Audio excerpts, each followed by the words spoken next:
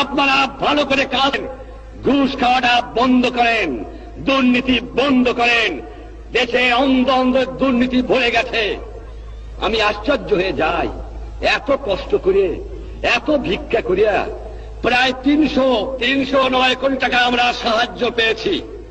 দুনিয়ার থেকে 309 কোটি টাকা সাহায্য, 167 কোটি টাকা আমি লোন করে আনছি, যা দিয়ে বাংলার মানুষকে বাঁচাতে চেষ্টা করেছি।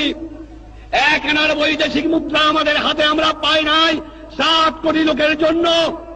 কোথেকে আমি দেব? যাও ভিক্ষা করে আনি, তাও চাটার গুষ্টি চাইতে খেয়ে ফেলায় দেয়, আমার গরিব পায় না। এত চোরের চোর, চোর কোথেকে যে পয়দা হয়েছে আমি জানি না। পাকিস্তানের সব নিয়ে গেছে, কিন্তু এই চোরটুক ফিরে গেছে আমার কাছে। এই চোর নিয়ে গেলে আমি বাঁচতাম, কিন্তু দালাল গেছে, কিন্তু চোর গেলে বাঁচা যাবে। শতকরা 20 জন লোক শিক্ষিত, আমরা শতকরা 20 জন, তার মধ্যে শতকরা 5 জন লোক আমরা বলতে পারি আমরা শিক্ষিত। আজকে একটা কথা প্রশ্ন আমার, এই যে দুর্নীতির কথা বললাম, আমার কৃষক দুর্নীতিবাদ না, আমার শ্রমিক না, তা কে?